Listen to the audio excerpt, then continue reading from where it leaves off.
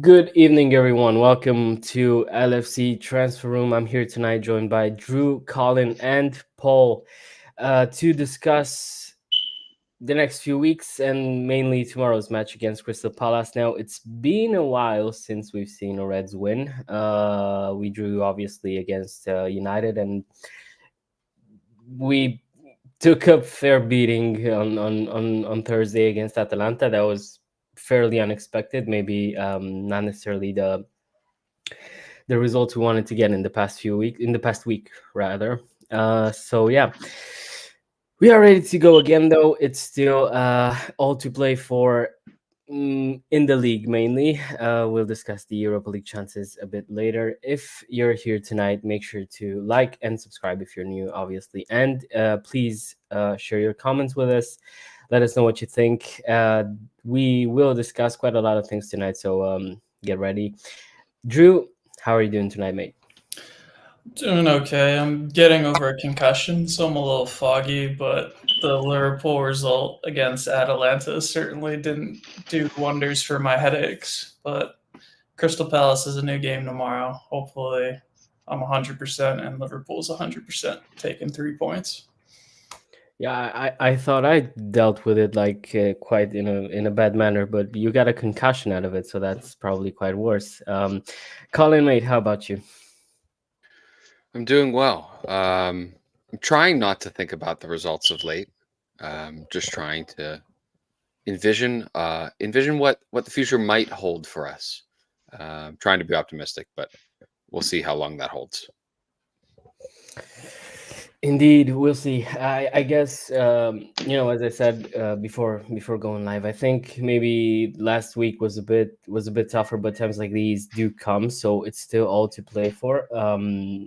After the United game, if you'd asked me like right after the 50 minutes after, I would have been like, yeah, it's over, we're done. There's nothing left for us this season. But obviously, that's how it goes sometimes. Paul, how are you doing tonight, mate? I'm doing very well. Just watching some football. We're not playing today, so I'm a little bit relaxed.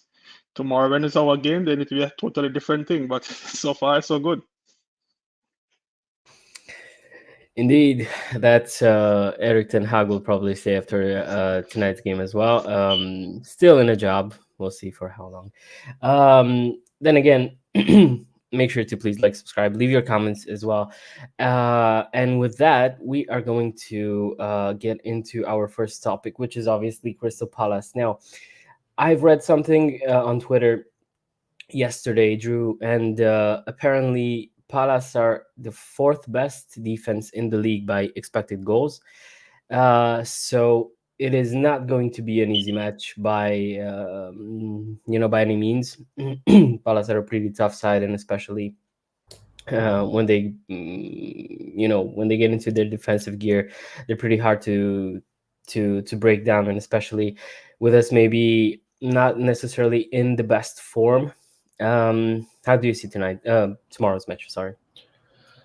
I'm actually thinking this is a good match for us tomorrow at home against Crystal Palace. I don't think there's very many teams that are on the beach yet, and Crystal Palace is hovering there because I think they're 5 points ahead of Luton in that relegation zone, but they also have 2 games in hand for Luton. So this isn't a game that they have to win necessarily. They're pretty, in my opinion, safe from the drop zone, barring some collapse.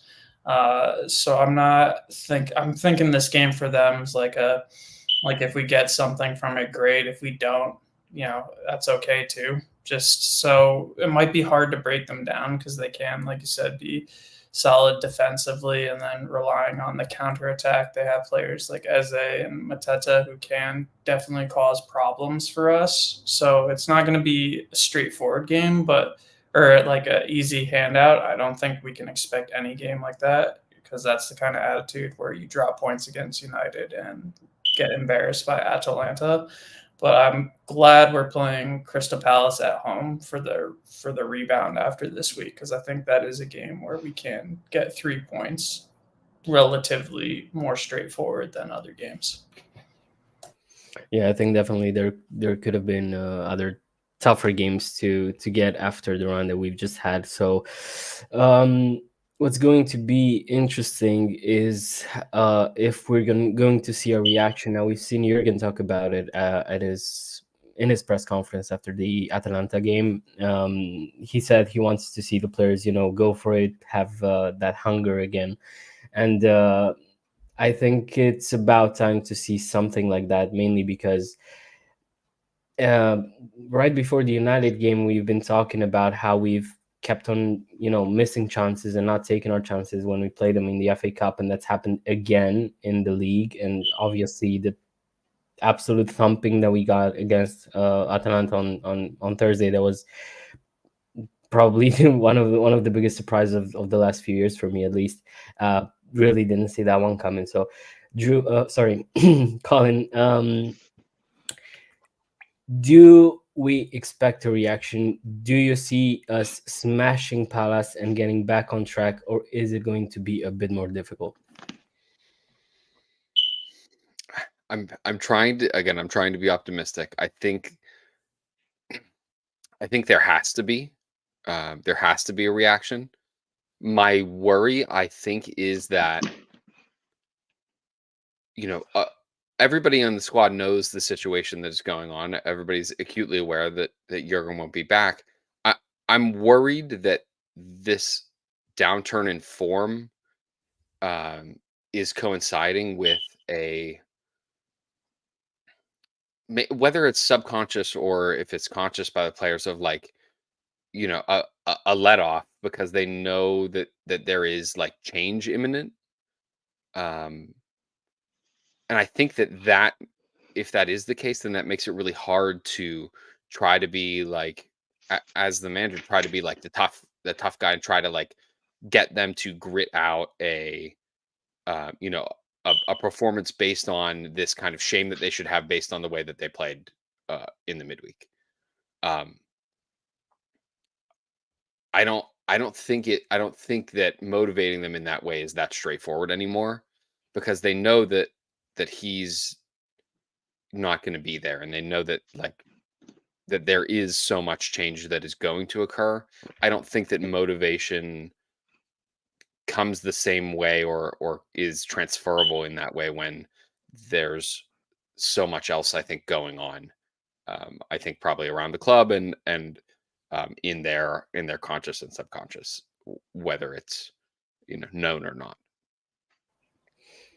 Yeah, I think all the uncertainty is going to catch up with you at some point, and we've discussed it obviously when Jurgen announced that he's leaving. If that's going to have an effect on the players, apparently he had a good one rather, but yeah, it's still now's the time to see how things go. Paul, your thoughts on the Palace game tomorrow? Do we see a reaction? Do we get a win that's going to help us get some confidence back, or is it going to be a bit more difficult than people expect? I am, let's say, optimistic, but still a little cautious. We have struggled this year against low block teams for some strange reason. I don't know why. And I guess that is one of the problems when you play a counter-attack style versus a possession-based style. When you play a possession-based style, like say Man City, you wear down your opponents. I don't know if you guys watched the game this morning against Luton. Luton was very active in the first 45, but once the game reached 60, 70 minutes, you could see that they were just worn out because you just keep the ball, passing it, keep the ball, and just keep them running. With our style, for whatever reason, we seem to struggle against some of these low block teams, especially if they decide to, play five at the back. So we should win. We are playing at home, but for some reason, it's just hard for me to sit here confidently and to say I expect a straightforward 3-4 nothing victory. For one, even in the years when we were bad, we were not leaking this many goals at home. I can't remember the last time we had a clean sheet at Anfield, which is so strange. So you just never know. It would help if we could get an early goal, but then we keep saying that every game. So I'm not sure if, when you look at some of the chances that we've been getting, though, I'm wondering if it's a case where the guys are trying too hard. Are they putting too much pressure on themselves? Everybody wants to do it for club, but we're lacking the composure in that final third. That is not, that is not us. And it's not just Darwin. Salah's taken more shots than anybody in the Premier League in the last 3 games. And some of them are balls on his left foot that you would expect him to put away. So I'm a little bit nervous for the rest of the year. Will we end with just that one trophy that we have already won? It's something, but I cannot sit here and tell you that we are confident, especially after that horror show on Thursday. Yeah, funnily enough, I do feel confident going into the game, but I don't know. It's weirdly enough, I felt the same. Obviously, when we were playing Atalanta on Thursday, I thought that I wasn't necessarily worried. I thought that at worst we're gonna get a draw and we're still in pole position to get through. But yeah, that didn't happen. So obviously we're gonna just have to take it game by game basically and see where we end up. There are going to be a tough few weeks coming up. I still can really get out of my head that that run where we're gonna play Fulham away, Everton away, and then West Ham away in 6 days. That is going to be basically the decisive run, I think. But tomorrow can also be decisive if we don't win. So we'll have to see what happens. Make sure to please leave your comments as well, guys. We'd love to hear from you as well. Drew, one thing that I kept on thinking about the past few weeks was Mo Salah. Now, I've seen a tweet recently that said Mo Salah scored 5 or 6 goals in the last few weeks, but he's been one of the worst players in that time frame. Is that a bit too much? Or do you agree that maybe he should be benched for the Palace game? I think that's a bit harsh. For me, I think it's end product at the end of the day. Like a lot of people have said about Jota, like in the past, where he doesn't, get involved in games or he can ghost games. But then if you score 2 goals or a goal that's your job. Quote Roy Keane. So Salah, as long as he's putting in those chances, creating chances, and scoring goals, whether that's from the penalty spot or assisting, his numbers speak for itself. So it's like I wouldn't argue with that. I can see we did do well when he was out of the side. So but I think that just comes from over relying on him. I think that has happened in the past where we've had players in the past like Gerrard or Suarez or Coutinho after the Suarez years where we just rely on one player to be like, you're our best player, just get it done, get the ball to this player. And I think that can be a trap of having a superstar, but I don't think it's like as simple as taking Salah out of the side, putting Harvey Elliott there, or Szoboszlai, and then just changing it up like that. It seems like it's more, as Colin was saying earlier, like psychological. It just seems this mix where it's like we're trying to get through games, like just trying to like save as much energy as possible, maybe like showing up and getting the result however happens, but then it becomes more chaos than it is. Like we'll go down a goal and we'll have to fight back, or United will go up early and then we'll try to coast. Because at this point, like you said, there's, we have Atalanta, then Fulham, then Everton, West Ham, like 4 away games in a row, and I can just see. Well, I'm sure we'll talk about this resting players coming up. It's like, how do you conserve that energy for the push at the end of the season? Because for me, it's just been, as a supporter, like when we're winning games like the League Cup final, or Darwin's last minute winner, where it's just like relief. It's not, for me, it's not even like excited celebration. It's like relief. I'm super excited, but I can only imagine that drain on the players at this stage of the season. So trying to muster that energy. If there is a game to rest Salah, maybe it is this game, and then have him go off against Atalanta in the week, because I still think we need to go for that game. But I don't think it's a easy switch of, oh, we just rest this player here, rest this player there. I think it's a team like rallying that needs to happen for the final pitch, and whether that's from Klopp or that's from Van Dijk or the senior players. I think it's a combination of all of them, but I'd rather see Salah just step up himself, like put it on the players, like Van Dijk, Salah, all the senior players saying, like, we need to win this for Klopp. We need to win this for ourselves. This is potentially the last chance these group of players have to make a statement together. So, yeah, I wouldn't say it's easy, and Salah is definitely receiving too much criticism if people think he's the problem. I think the only good thing in relation to our schedule in the next few weeks is the fact that we now have a few players back from injury. We're also going to discuss that as well, because it's a thing that has come up now, and people have discussed a lot in the last few weeks about Diogo Jota and how important he would have been for our side. In the last few matches where we kept on not taking our chances, but we'll get into that later. So, Colin, should Mo Salah start tomorrow, or would you rather have Elliott on the right, get Mo Salah angry, frustrated for that Atalanta game? I don't think, given the form that we're in, there are any games that people can rest. I don't think that, unfortunately, because of the situation that we're in, I don't think that this is something where you can rest people into a form. I think you have to play them into the form. And if you want him, if you want your team to be playing the best, or the best version of themselves, you have to play your best players.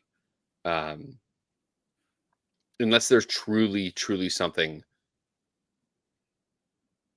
blocking him from being able to produce those performances, whether that's he's deciding on a move outside of the club, if there's uncertainty in his personal life in the background, whatever it is, I just don't think that, based on what I'm seeing in games, I'm not seeing something where it's fatigue related, or it's like a lack of fitness, where they would need time to rest.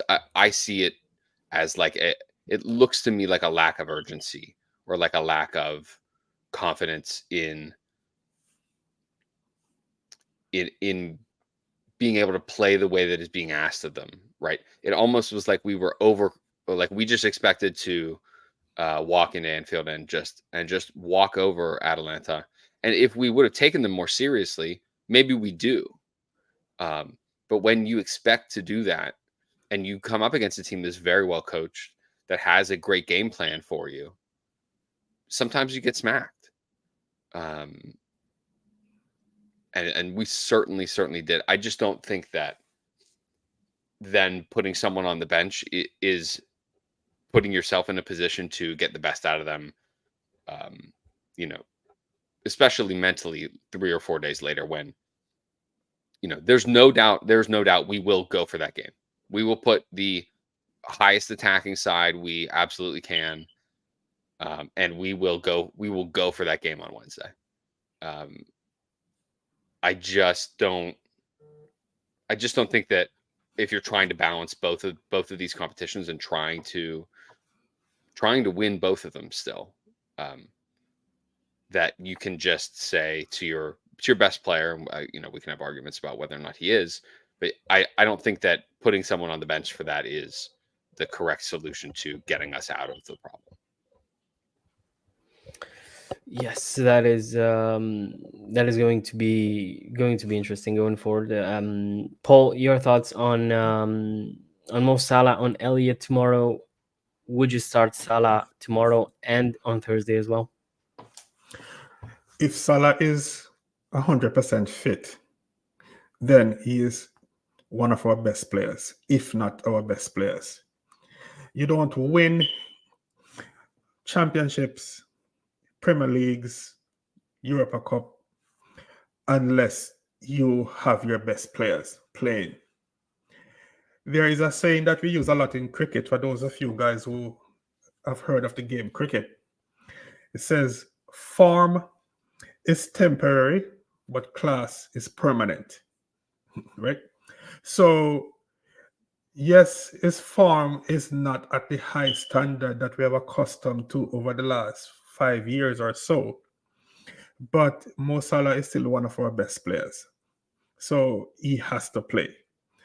And yes, we are playing Crystal Palace, but it's not like we are, say, West Ham, where they are 7th or 8th in the table, so all their eggs is in the European basket. We are trying to win the Premier League. So especially down 0-3 to Atalanta, you could argue that the game tomorrow is way more important than the game on Thursday. Because if we can only win one, most of us would choose the Premier League. So I don't see a scenario other than injury that it makes sense to rest any player, or especially to rest Salah. The way to rest players, especially in games that you have to win, in my opinion, is to start your best 11, get a lead as comfortable as you can, and then for the last 25, 30 minutes, you can say, okay, who can I give a rest? Because we have a strong bench. It's way easier than to leave your top players on the bench, and then with 25, 30 minutes to go, you need to find a goal or two there, and everybody's coming on trying to go 100%. That can even cause more injuries. So I don't see a scenario in which Salah doesn't start tomorrow. I think he has to play, and I think we have to play our best 11. So I think the front three will be just as it has been. Jota should get a game for sure, but I don't see him starting. He's been injured and out for a while, and he was a little bit rusty when he came on Thursday. So I would expect Jota to come on and run about the hour mark, but I think we have to play our best 11. I'm hoping that we could see Alisson back in the goal, because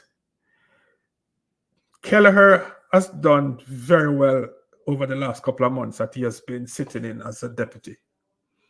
But players are backup. Backup players are backup players for a reason. And they're going to come a time when they remind us why they are backup. Because, yes, we lost 3-0, and looking at the scoreline, it looked like, we had a horrible game, and we probably did.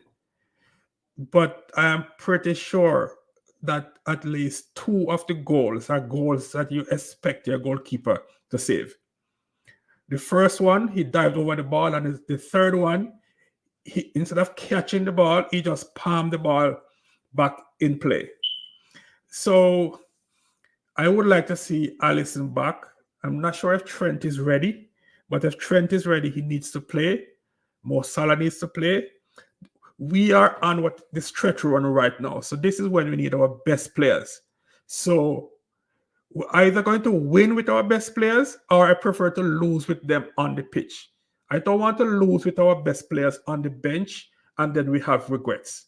We need to leave everything on the field, and then we'll live with the results. So I want to see our best 11 play every game for the rest of the season. We can rest guys late in games if we're leading, but we don't have any other game coming up that we can take lightly, because we need to win every game if we want to achieve anything for the remainder of the season.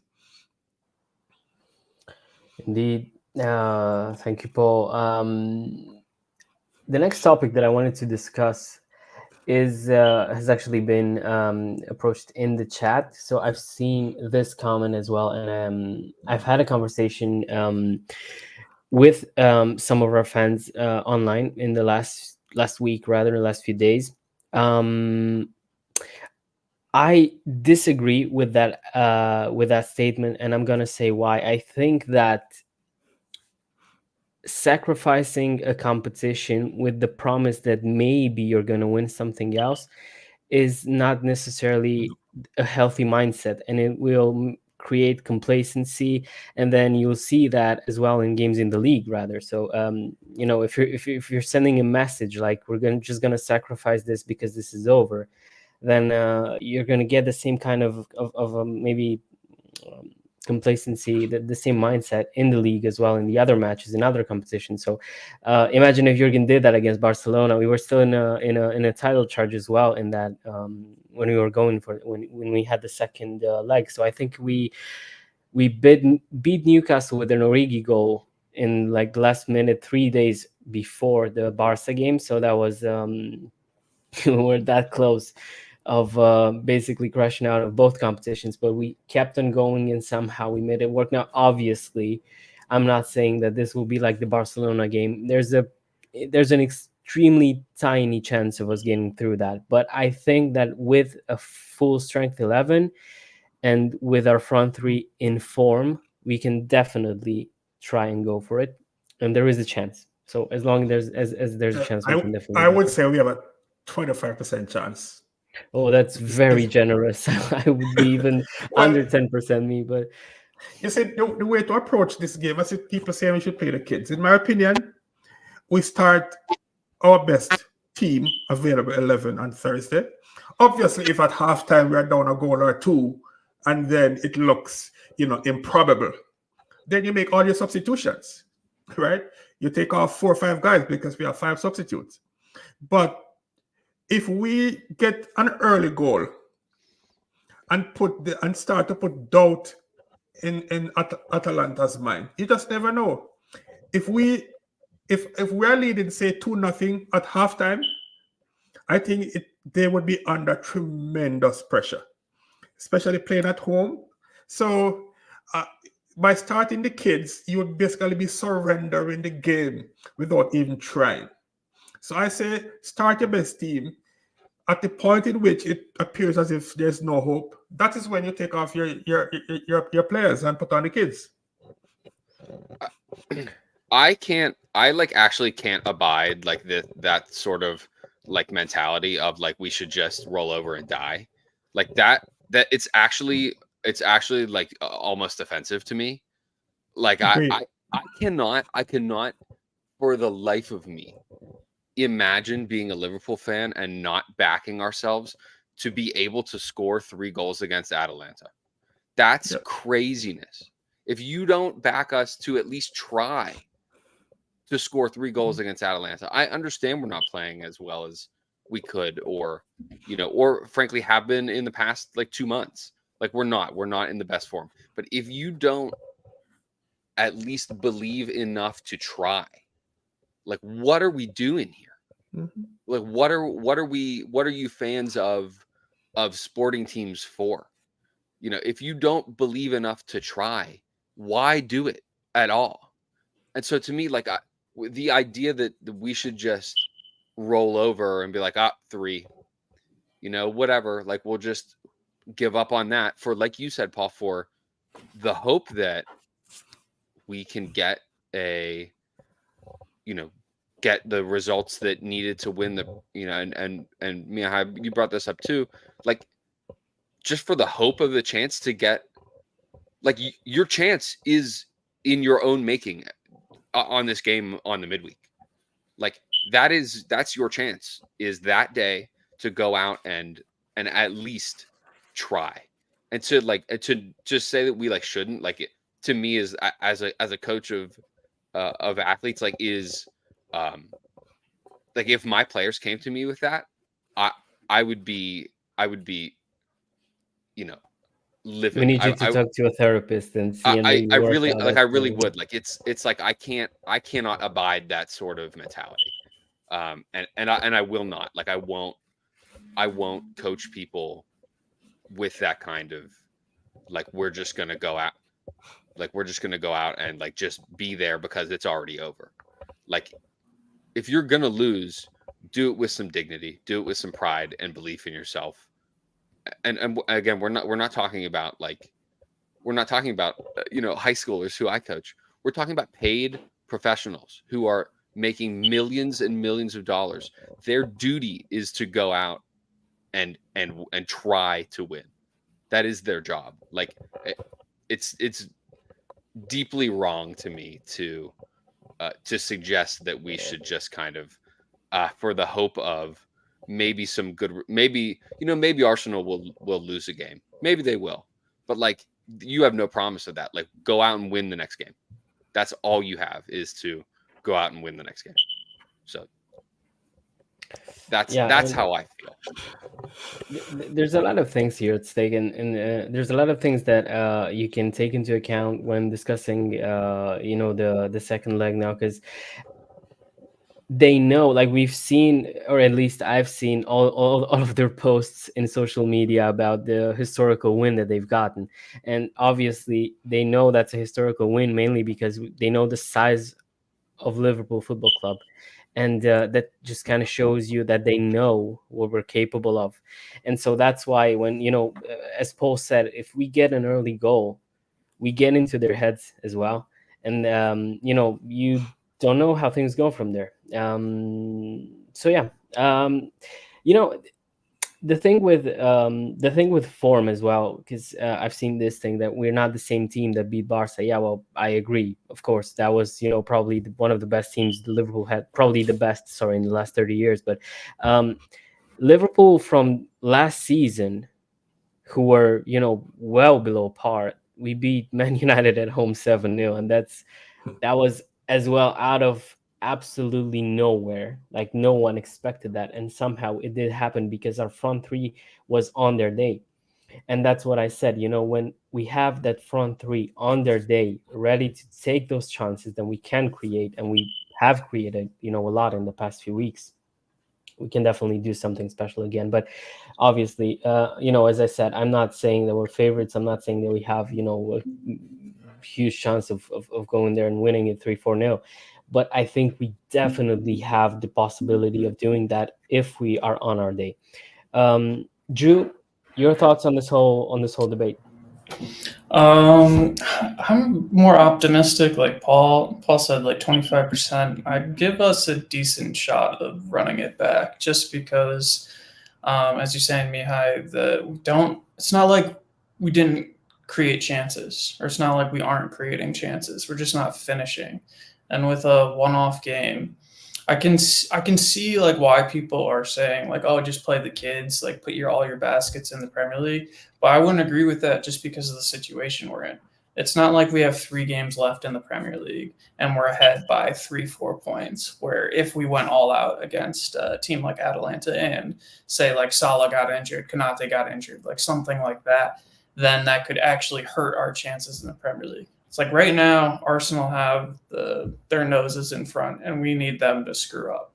We need to keep winning games, but was there 7 games left in the season? We're exactly at the point where Arsenal collapsed. There are way too many games to be thinking about, oh, just by saving this one game on Thursday, we can win the league, or saved a 2-leg semifinal. It's people were saying we should forget about the League Cup or play the kids at the League Cup in the later rounds. It's like that could be our only trophy this season. And I'm glad that we got it back when we were in the finals. Like we need to go for this, because this might be the only trophy we get, and it's a historic final. But those moments are created by taking them seriously, taking these competitions seriously. And while there still is a chance, we need to go for it. I think that's going to be the strength on Thursday. Is you're going to have players like Salah, Nunez, Gakpo, Diaz, whoever's starting, being like F it, like let's just go for it. We're going to take our chances, and we certainly have enough talent on the field to be able to score 5 goals in a game. Not to say that our defense won't let in a goal or something like that, but we have the talent and capacity to overturn a 3-0 deficit to Atalanta. This isn't Barca away. This isn't Real Madrid away. And not taking anything away from Atlanta, because they certainly embarrassed us on Thursday, and rightfully so, with a great tactical plan and perfect execution. But they're going to be doing the same disfavor we did to them if they don't take us seriously at home. If they think they're already through, that's where you hit the banana peel and Liverpool just rolls them over. But I'd say you give it a good go. Like Paul said, you first half, just give it everything you have, see if you can get a goal or two. And if we end up 1-0 down or 2-0 down, then yeah, use your 5 subs and say at least we went for it. But to not go for it at all, I don't think we're at the stage in the season where giving some of our starters a rest is going to make a huge difference with 6-7 games left in the Premier League, and we're not in front. So that's me. You know what's yeah, sorry, go Paul. Plus, I'm not sure if you guys remember when we returned to Anfield trailing Barcelona by 3 goals, we were without 2 of our best players for that return game, you know, because Salah had a concussion, so he was out of the squad. And I'm pretty sure that Bobby Firmino was injured and not available. So we had every reason to just lay down and say, okay, we are playing Messi, we are playing Barcelona, we are down 3-0. 2 of our front 3 is not available, our best players not available. You know, we have to be starting Origi and this other Swedish guy, short left-footed Swedish, what's his name? Shaqiri. Anyway, Shaqiri. You know, so we had a makeshift Switzerland. Sorry, not Switzerland. Same thing. Right. So that is not the mentality of Liverpool Football Club. We don't lose game. You have to beat us. I slightly disagree with Drew, though. I don't think we were really embarrassed on Thursday. Yes, the scoreline would probably suggest that, but we were a couple of inches away and a couple of stuff. I can't believe that Harvey Elliott didn't score when that ball hit the crossbar, the post. Salah was offside by a millimeter, and 2 of the goals are goals that we expect our goalkeeper to save. But nonetheless, the score is the score. You know, we lost, but we have not a very good chance, but we have a chance. And I just want to see us go for it, and then we just live with the results.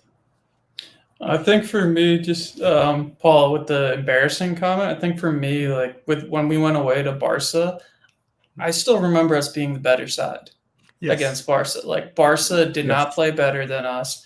They scored their goals really well versus I think Atalanta were better. We didn't take our chances, and I think that's what it didn't look like it was bad luck aside from the Harvey Elliott,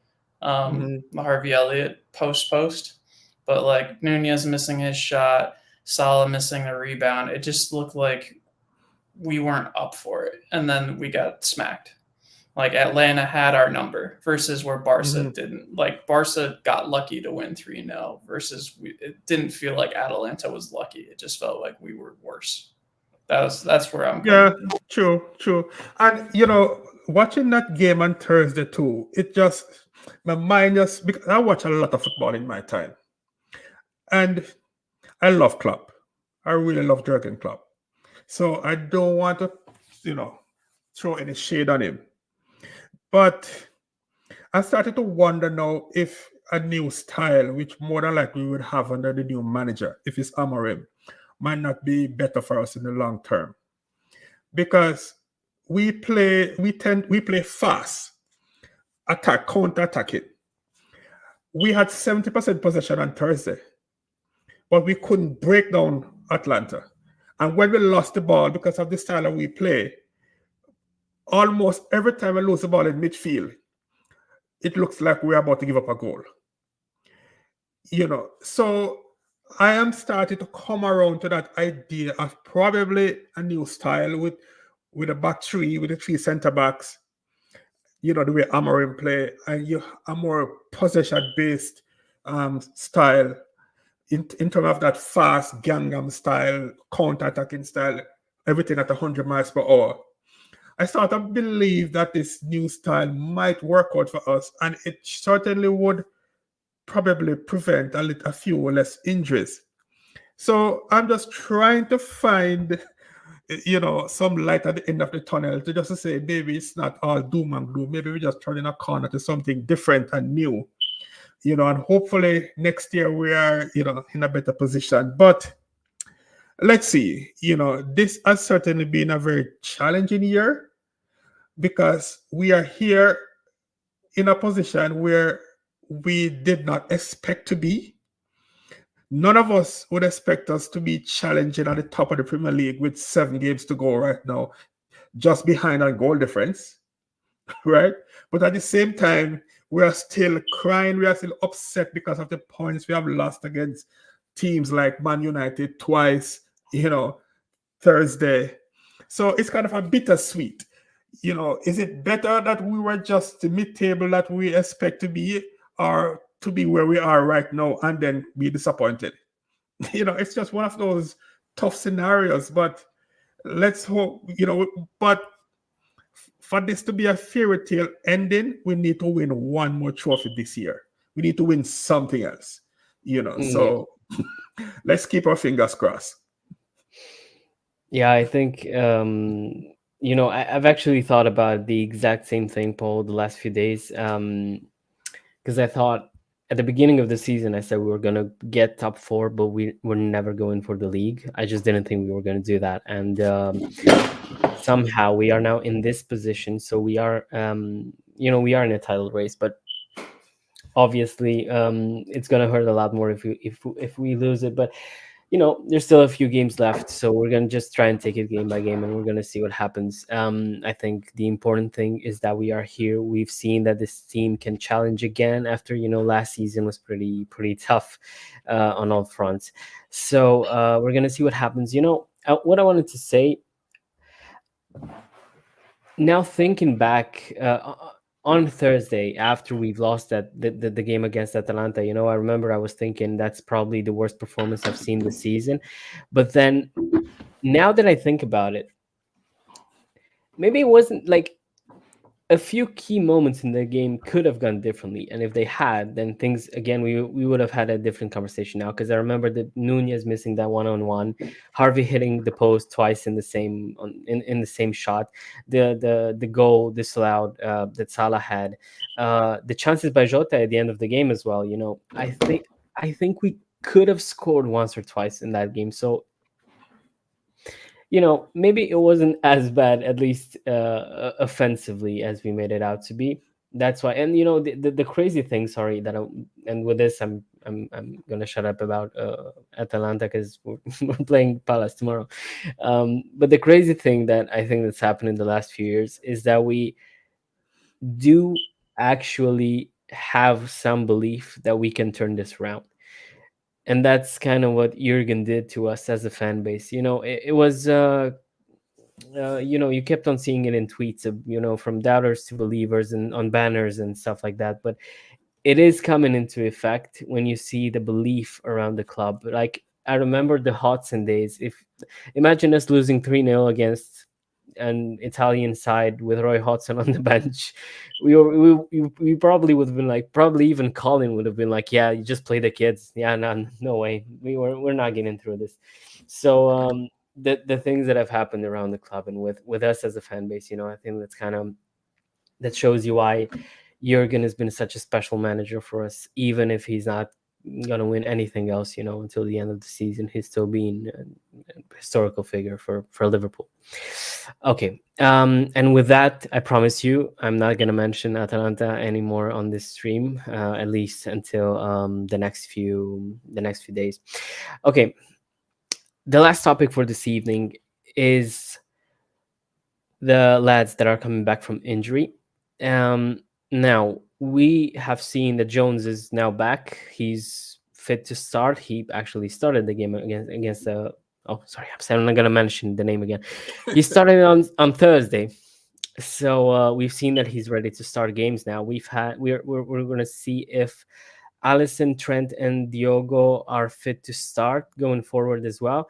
One thing that I wanted to ask you guys is, do all of them come straight back in? Now, with Allison, I think it's a fairly easy a yes.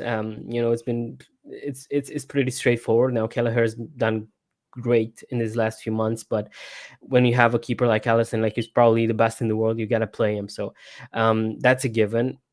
Does Trent come straight back in? Does Jota come straight back in if he's 100%? And who misses out if they do? So Drew, I'm gonna ask you first. I'm gonna say Jota is probably my favorite player in our entire team. I just absolutely love the guy, love his pressing, and I just love how he gets to disappear like Casper and then just comes back and scores a goal out of nowhere. You'd even forgotten he was on the pitch up until that point. So I absolutely love Diogo, and for me, especially with his with our form in front of goal, I'd start Diogo if he's fit now going forward. So your thoughts on Allison, Trent, and Diogo? The only one I'd put right back in right away is Allison and maybe Trent. I think Paul said it earlier in the stream. Jota maybe getting 30 minutes against Palace kind of thing. I don't think he's got the fitness to start a full game. And I'd rather give it, like, we know he can come off the bench and score too. He's pretty deadly. His efficiency at scoring goals is insane. So I would have no problems having him on the bench and kind of throwing him back into the mix, giving something different. I think just having more options on the bench, whether it's Gakpo on the bench and Jota on the bench, or Nunez or Diaz and Jota, whoever it is, like the fact that we have multiple options, not just like one. It's like, well, Nunez didn't work, so let's throw on Gakpo, or well, Diaz didn't work, or whatever it is. Having two options on the bench who are quality options for the front three replacements is going to only benefit us moving forward. So that's where I don't feel as rushed with Jota. Allison, I think, again, Paul said it earlier in the stream, I was of the same opinion with Kelleher. The first goal was a bad goal to concede, and then the third goal, I think he tried to catch it, and he just palmed it back into play. I don't think Allison makes the same mistake in at least for two of those cases. Like, he would have maybe missed the first one, but not done the second one, whatever it being. I think putting him back in to kind of minimize those goalkeeping errors is crucial at this stage of the season. And then Trent, for me, is another one who I'd probably put right back in, just because I think Connor Bradley has done amazing, but so much weight has been put on his shoulders. Maybe he's the one that needs a break. I don't think, Kwanzaa against United, I think putting that much pressure on a young person's shoulders isn't great for their development, especially when you have like a first team starter like Trent waiting on the sidelines just to start playing, who's going to be hungry to make his stamp on this league to really put in those performances. So for me, it's Allison and Trent that go right back into the starting lineup, and then Jota build him up fitness wise to where he should start, or he can start, because he, I think, is our best goal scorer. Yeah, I agree. I've seen this comment as well. Now, the question that I had was, if they are fully fit, would they come straight back in? Now, that was kind of my point. I know they're not ready to start tomorrow, so I was rather thinking about Thursday and the weekend after, because they are going to start building fitness, and they're probably going to be ready to start come the next 5-7 days. So we're going to see what happens. But for me, to answer my own question as well, for me, if all of them are fit, I would put them straight back in. Now, obviously that won't happen tomorrow, but that was just kind of me thinking out loud with the fixture congestion that we're going to have in the next few weeks. So Colin, your thoughts, Would you play Trent ahead of Bradley? Would Bradley go on the bench? Would you play Trent in the field and maybe play Bradley on the right? Would you play Jota and keep Darwin on the bench? That's probably 3 questions in one, but you can answer any one you want.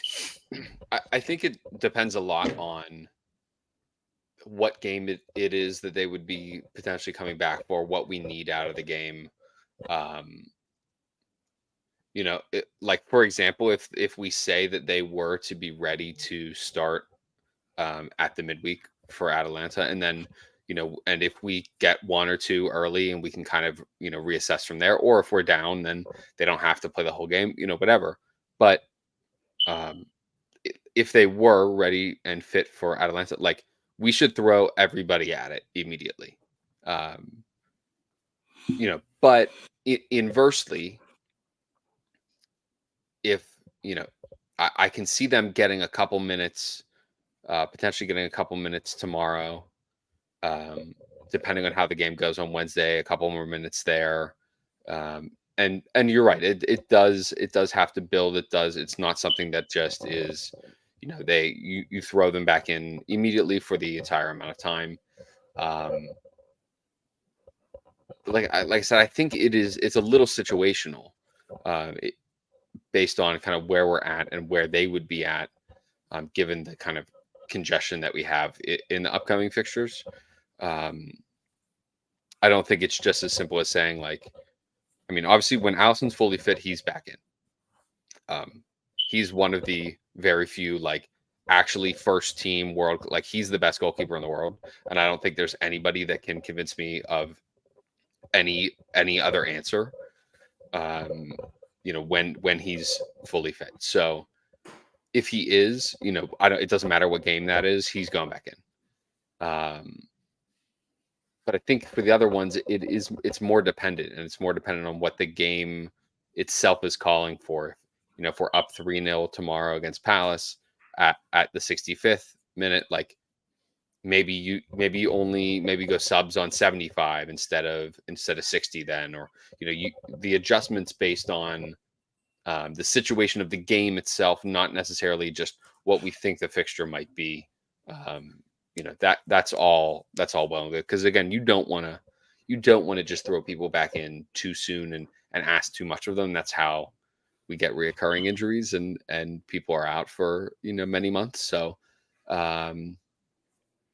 it is very specific to what is going to be going on. I think maybe in the game tomorrow, in the game on Wednesday, who is starting or when they're coming back for the bulk of that time.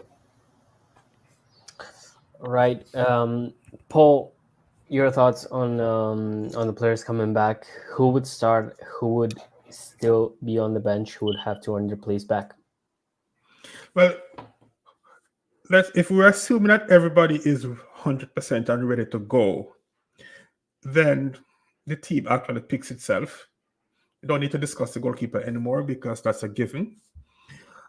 Trent would go back to right back, inverting as he usually does.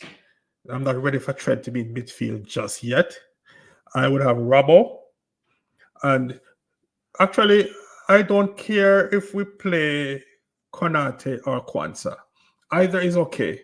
Yes, Kwanzaa made that big error against Man U, but outside of that error, he was very good. So I'm comfortable with either.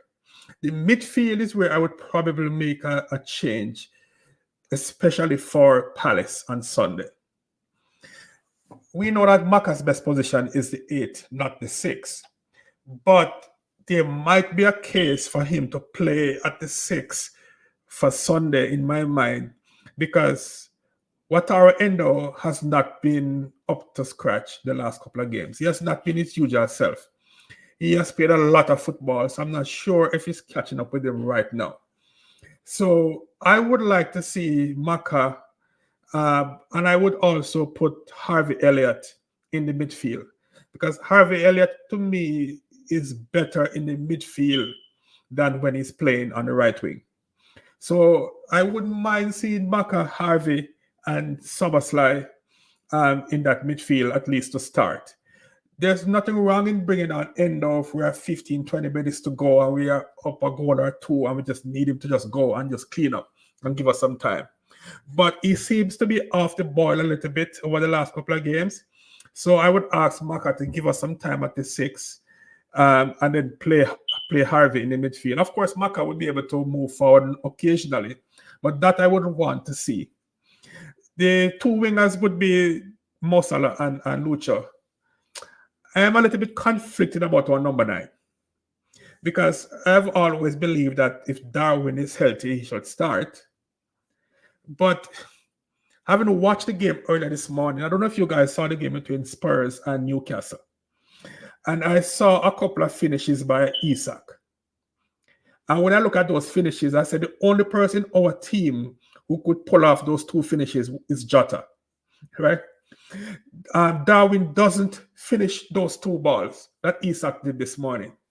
Jota, I would back to score those goals. But at the same time, Darwin does so much other work. He's pressing. He's a better assist. He's better at assisting other players than Jota, especially Mo Salah, right? But Jota is a little bit more clinical in the box. So I'm a little bit conflicted. I don't like when both of them play because it just doesn't seem to work when both of them play. It's like they're getting into each other's way. So I would probably reluctantly leave Jota on the bench and start Darwin, but I would probably want to see Endo also get a break because he has not been on it over the last 2 or 3 games. Yeah, so it is going to be interesting to see who gets some rest. And we've had this comment as well, mentioning the same topic regarding Virgin, Maka, and Darwin as well. We do have a lot of games coming up, and obviously after the Palace one, the 4 games after that are going to be all away. So we're gonna have to do some traveling. Fair enough. On Wednesday against Everton, we're probably just gonna go. We're gonna be in the same city as well, but that's another topic. So yeah, it is going to be interesting to see who gets rested and in which games. It's going to be interesting to see a team without Virgil. Now that's going to be. I cannot see a world. Yeah, I cannot see a world where we play, let's say, Kwanzaa and Konate, and we're just without any sort of worries. So especially with the title charge, I don't see Van Dijk getting rested anymore. But obviously, time will tell. So we're gonna have to see about that. Now, the last thing that I'm gonna ask you guys, I promise, is I'm going to ask you to give me score prediction. This is a thing that I absolutely hate, but I'm just curious to see what you guys think. I'm gonna go first. I'm gonna go with a 2-0 win. We're gonna keep a clean sheet tomorrow, the first one after many weeks, and then we're gonna get back in form after that. Drew? I'll go with the 3-0. Hopefully, please. Very convincing. Colin?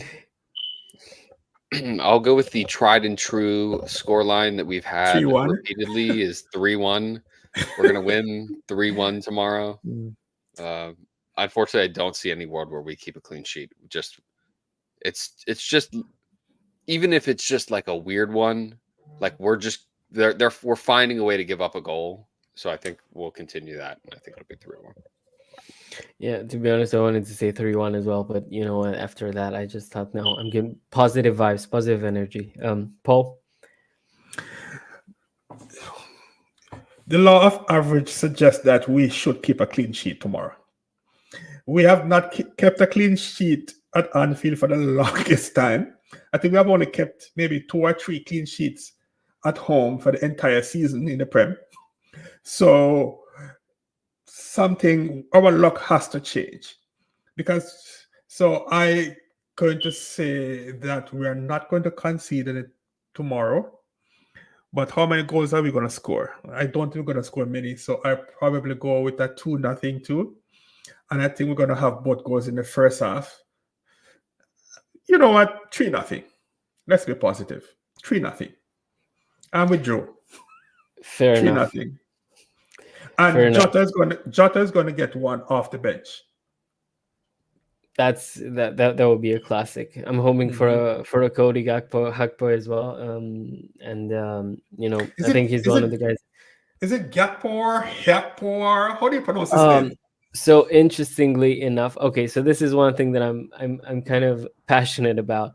So native English speakers are always going to pronounce that Gakpo, but in the Netherlands, the way to pronounce that is Hakpo.